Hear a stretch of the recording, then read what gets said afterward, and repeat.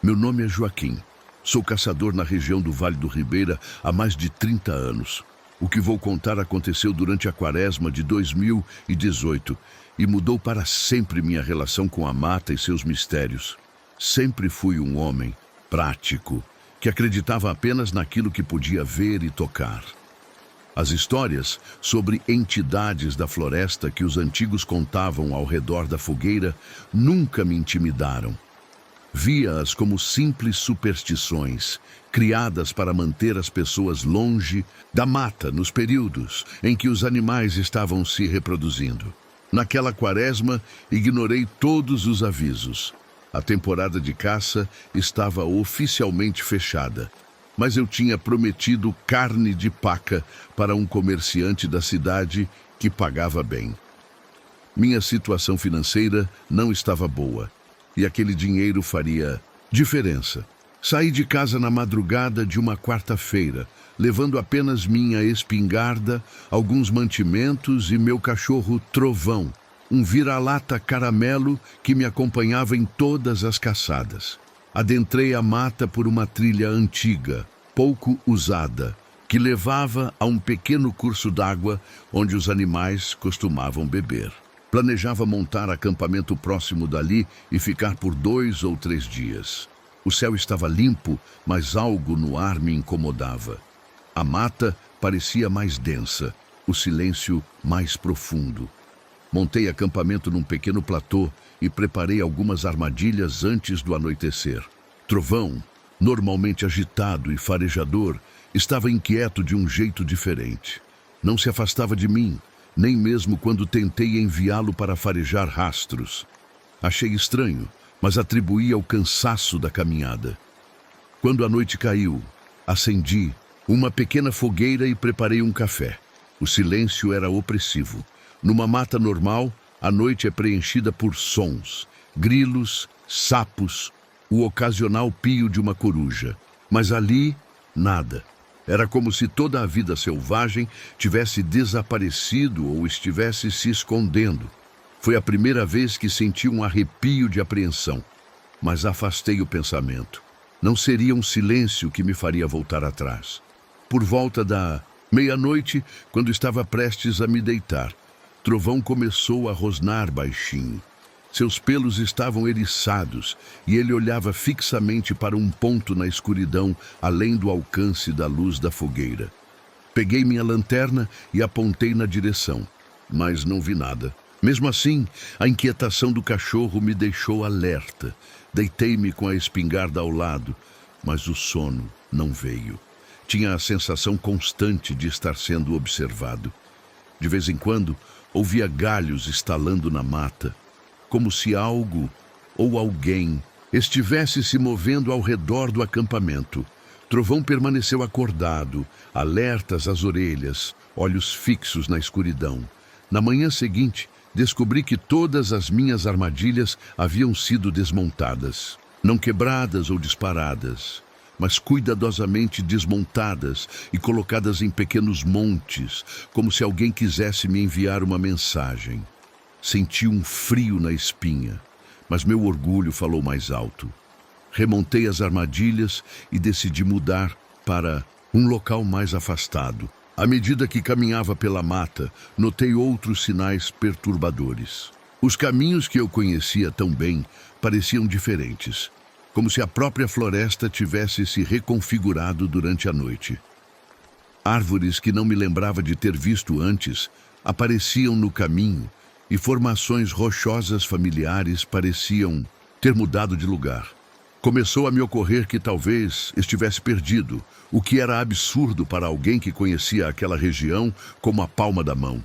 Após horas andando, cheguei a uma pequena clareira que me pareceu adequada. Mas quando comecei a montar acampamento, Trovão recusou-se a entrar no local. Ficou na borda da clareira, ganindo e rosnando alternadamente. Nunca o tinha visto agir assim. Foi então que notei a presença de cogumelos vermelhos dispostos em um círculo perfeito no centro da clareira. Lembrei-me das histórias sobre os círculos da caipora que meu avô contava. lugares onde a protetora da mata dançava com os animais nas noites de lua cheia. Segundo ele, armar acampamento num desses lugares era convidar a desgraça. Ignorei o aviso mais uma vez. A luz estava acabando e eu não queria arriscar ficar perambulando pela mata à noite. Montei minha barraca e acendi a fogueira, tentando convencer Trovão a se juntar a mim. Ele finalmente entrou na clareira, mas ficou colado a mim, tremendo, ocasionalmente. À noite, os sons estranhos retornaram, mais intensos. Estalar de galhos, folhas secas sendo pisadas e um novo som. Um assobio peculiar que parecia vir de várias direções ao mesmo tempo. Era agudo, cadenciado, quase como uma música. Trovão estava apavorado, escondido sob minha maca improvisada. Peguei minha espingarda e saí da barraca. A luz da lua cheia iluminava a clareira, dando às árvores ao redor formas fantasmagóricas. O assobio continuava, agora entremeado por risadas agudas que pareciam de crianças, mas de alguma forma não eram humanas. Foi então que a vi, à borda da clareira. Uma figura pequena, do tamanho de uma criança, mas com proporções adultas.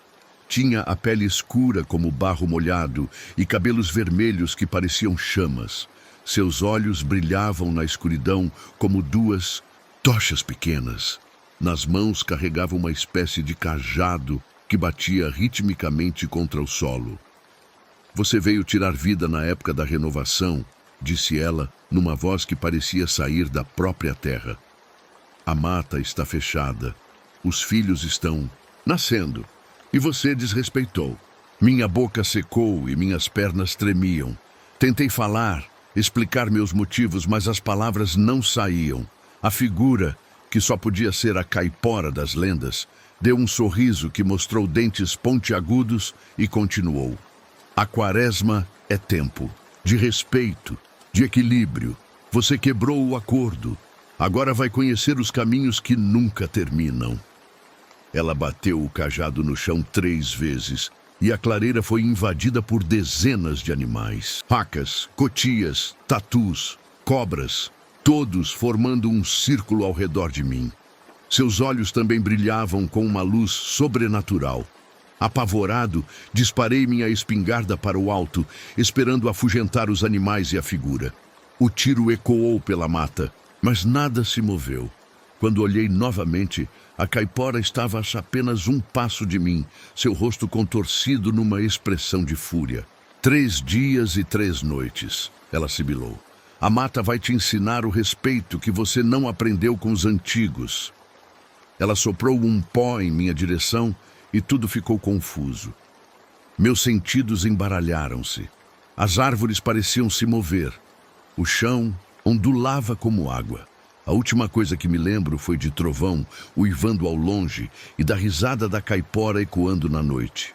Acordei 3 dias depois, no mesmo lugar onde havia montado minha primeira armadilha, a quilômetros de distância da clareira. Minha roupa estava em frangalhos, meu corpo coberto de arranhões e picadas. A espingarda havia desaparecido junto com todo o meu equipamento. Trovão estava ao meu lado, ileso, mas diferente. Seus olhos tinham agora um brilho de sabedoria que nunca mais se apagou. Nunca descobri o que aconteceu durante aqueles 3 dias. Tenho apenas flashes de correr pela mata escura, perseguido por risos, de dormir em tocas de animais, de beber água de folhas como os bichos fazem. Sei que fui testado, levado ao limite do medo e da exaustão. Voltei para casa transformado. Nunca mais cacei durante a quaresma, ou em qualquer época do ano, sem necessidade real. Agora, quando entro na mata, deixo oferendas, mel e frutas nas trilhas.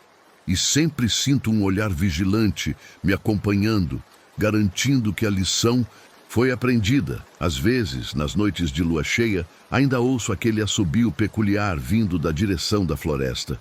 E Trovão, sempre atento, levanta as orelhas e olha para mim como quem diz: "Lembra-se, ela ainda está lá, guardando a mata e seus filhos." O medo passou, mas o respeito ficou. E isso, acredito, era tudo o que a caipora queria ensinar.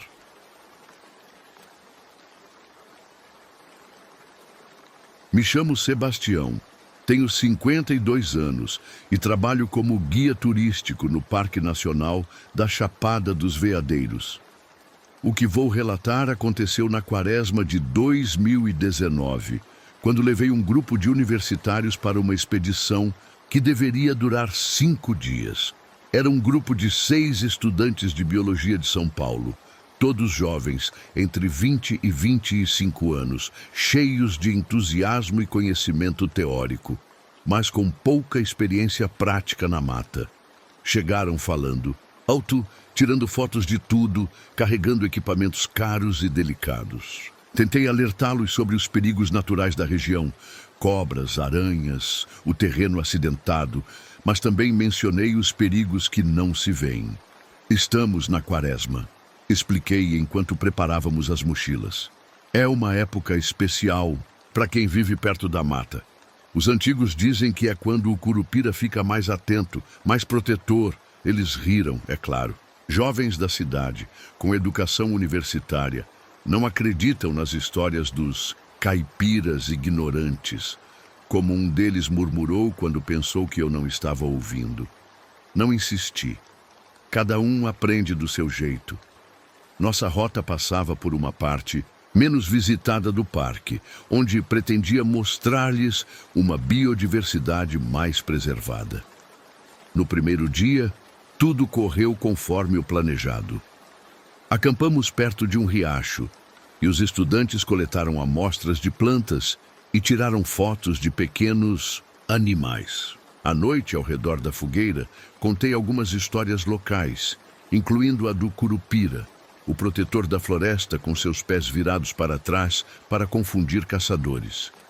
No segundo dia, percebi que 2 dos rapazes, Lucas e Mateus, afastavam-se frequentemente do grupo. Em uma dessas ocasiões, os segui discretamente e os flagrei coletando espécimes de plantas e pequenos insetos em quantidade muito maior do que o permitido pela licença que haviam obtido. Também vi Lucas guardando um pequeno lagarto em um recipiente. Vocês têm autorização para isso? Perguntei, saindo de trás de uma árvore. Eles se sobressaltaram. Lucas rapidamente escondeu o recipiente na mochila. É só para estudo, justificou-se Mateus. Ninguém vai sentir falta de algumas plantas e um lagartinho. A mata sente falta de tudo o que é tirado sem necessidade, respondi. E estamos na quaresma. Não é uma boa época para desrespeitar a floresta. Eles trocaram olhares divertidos. Não me diga que você realmente acredita nessas superstições, disse Lucas. Não respondi. Apenas pedi que devolvessem o lagarto ao seu habitat e limitassem a coleta ao que estava autorizado. Eles prometeram, mas não confiei. Aquele tipo de desrespeito casual, nascido da arrogância, eu já tinha visto muitas vezes antes.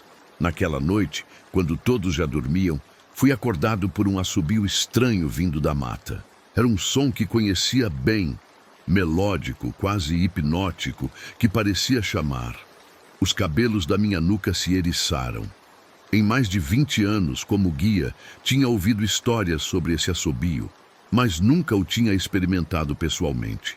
Saí da barraca e observei o acampamento. Tudo parecia normal, exceto por uma barraca vazia, a de Lucas. Suas botas não estavam na entrada, o que indicava que havia saído. Preocupado, acordei Mateus e perguntei se sabia onde o amigo estava. Disse que ia coletar alguns espécimes. Noturnos, respondeu ele, esfregando os olhos. Insistiu que certos insetos só aparecem à noite. Meu coração acelerou. Sair sozinho na mata à noite já era perigoso em qualquer situação.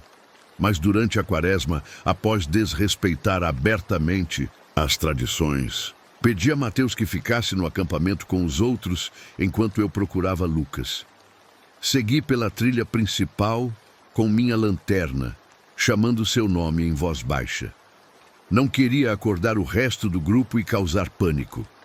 Após alguns minutos, encontrei rastros de botas que deixavam a trilha, adentrando uma parte mais densa da floresta. Segui-os, notando que eram recentes. O rastro me levou a uma pequena clareira que não constava nos meus mapas mentais da região.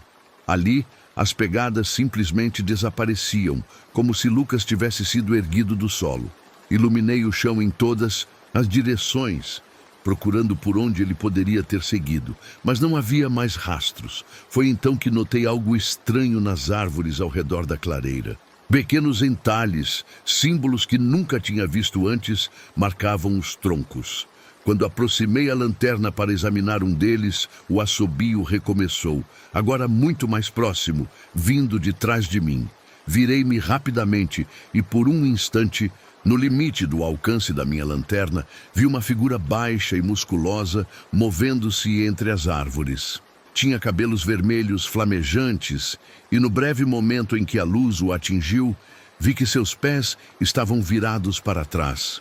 Desapareceu imediatamente na escuridão. Um frio que não era do clima noturno percorreu minha espinha. Ouvi um riso infantil, mas com uma qualidade que nada tinha de inocente. Era antigo, selvagem. Chamei por Lucas, agora em voz alta, desesperado. Apenas o eco da mata me respondeu. Decidi voltar ao acampamento para buscar ajuda. Enquanto me virava para sair da clareira, tropecei em algo.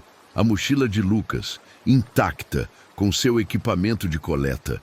Abria e encontrei vários recipientes com insetos e plantas, além do pequeno lagarto que eu tinha pedido para ele soltar. O animal estava morto. Um ruído de galhos quebrados me fez levantar a cabeça. No limite da clareira, a mesma figura baixa e musculosa estava parada, agora plenamente visível. O Curupira tinha a aparência de uma criança indígena, mas seus olhos revelavam uma idade impossível. Seus cabelos vermelhos pareciam labaredas vivas, e seus dentes, quando sorriu, eram afiados como presas. Ele não respeitou, disse numa voz que parecia vir de dentro da minha própria cabeça. Tirou vida na época da renovação. Agora vai aprender os caminhos da mata. Onde está ele? Consegui perguntar, minha voz quase um sussurro. O Curupira apontou para a escuridão atrás dele, seguindo rastros que não levam a lugar nenhum, até aprender. Ele é só um garoto ignorante, argumentei. Não sabia o que estava fazendo. Sabia, respondeu o Curupira, seu rosto endurecendo. Você avisou. Ele escolheu não ouvir. Agora a mata vai ensinar. Antes que eu pudesse dizer mais alguma coisa, o Curupira bateu os pés no chão. Um som muito mais forte do que seu tamanho sugeria e desapareceu na escuridão. O assobio recomeçou, agora se afastando rapidamente, como se convidasse alguém a segui-lo. Voltei ao acampamento carregando a mochila de Lucas. Reuni o grupo e expliquei a situação. Mateus confessou que eles planejavam coletar espécimes raros para vender a colecionadores particulares, algo completamente ilegal. A preocupação com o amigo superou qualquer constrangimento pela confissão. Passamos o resto da noite e todo o dia seguinte procurando por Lucas. Acionamos as autoridades do parque, que enviaram equipes de busca com cães farejadores. Nada. Era como se ele tivesse evaporado na mata. Na terceira noite, quando as buscas oficiais já tinham sido suspensas até o amanhecer, ouvi novamente o assobio. Saí sozinho da barraca e segui o som. Ele me levou de volta à mesma clareira misteriosa. No centro dela, deitado como se estivesse apenas dormindo, estava Lucas. Corri até ele e verifiquei seus sinais vitais. Estava vivo, mas em um sono profundo. Seu corpo estava coberto de arranhões e picadas de insetos, suas roupas rasgadas e sujas. Ao seu lado, cuidadosamente organizados, estavam todos os espécimes que ele havia coletado, agora murchos e sem vida. Enquanto o carregava de volta ao acampamento, ele murmurava incoerentemente sobre caminhos que mudam e olhos na escuridão. Quando finalmente acordou, horas depois, já no posto médico do parque, não tinha lembrança clara do que havia acontecido. Contava apenas fragmentos, de ser atraído por um assobio irresistível, de seguir rastros que pareciam humanos, mas que nunca o levavam a lugar nenhum, de dormir em raízes retorcidas enquanto sentia-se observado por algo antigo e selvagem. A experiência mudou Lucas profundamente. Abandonou seus planos de vender espécimes ilegalmente e, ironicamente, acabou se especializando em ecologia de conservação. Nas poucas vezes em que falamos depois do incidente, ele me confessou que ainda sonha com aqueles dias perdidos na mata e que aprendeu a respeitar o que não entende. Quanto a mim, continuo a guiar grupos pelo parque, sempre avisando sobre os perigos visíveis e invisíveis. Alguns ouvem, outros não. Mas agora, quando conto a história do Curupira durante a Quaresma, faço-o com o conhecimento de quem já olhou nos olhos do protetor da mata. Nas noites silenciosas, quando o vento passa pelas árvores, às vezes ouço aquele assobio distante e sei que ele está lá vigiando, com seus pés virados para trás, guardando a floresta dos que vêm tirar sem dar nada em troca.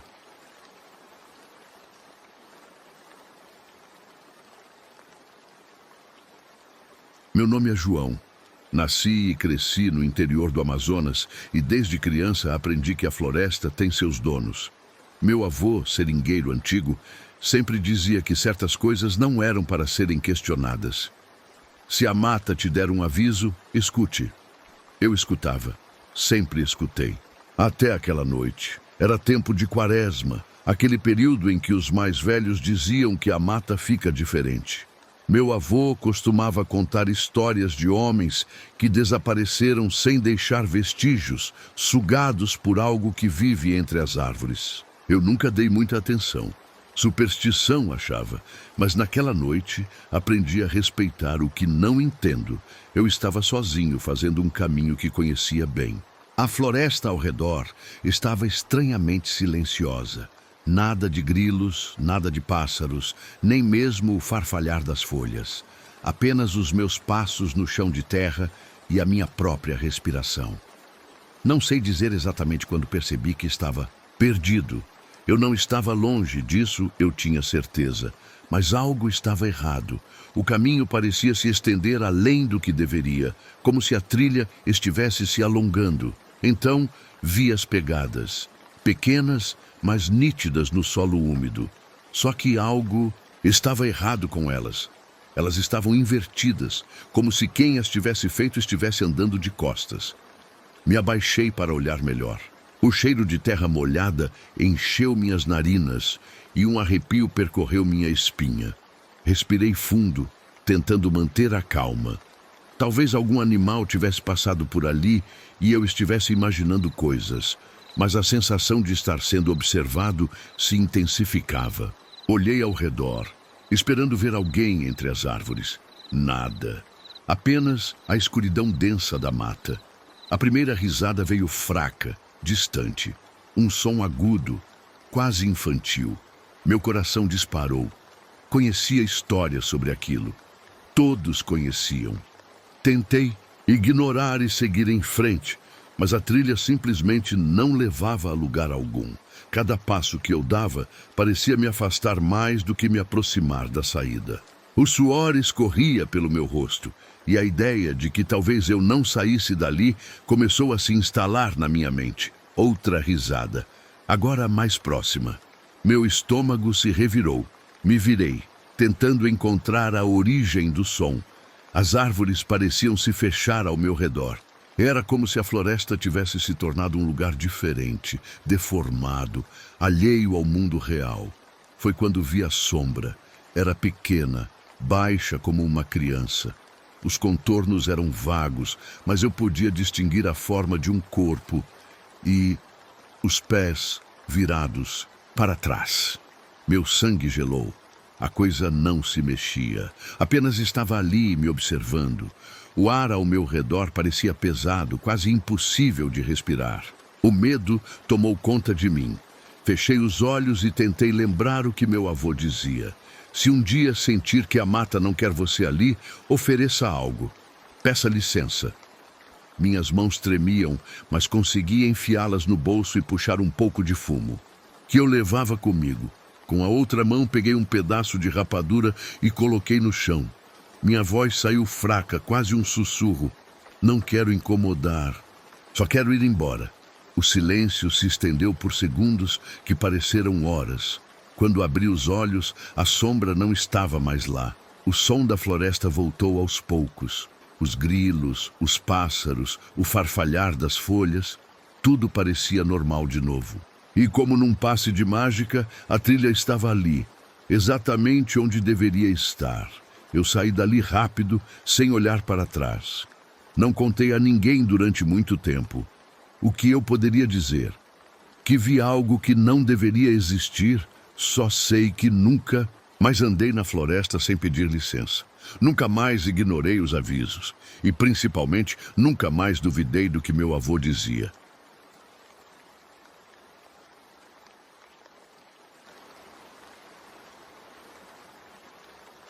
Se você gostou desses relatos, não se esqueça de se inscrever e deixar sua opinião nos comentários. O que você faria no lugar dessas pessoas? Qual dos relatos mais te deu medo? Deixe sua sugestão de que tipo de relatos você gostaria de ouvir no próximo vídeo e até os próximos relatos.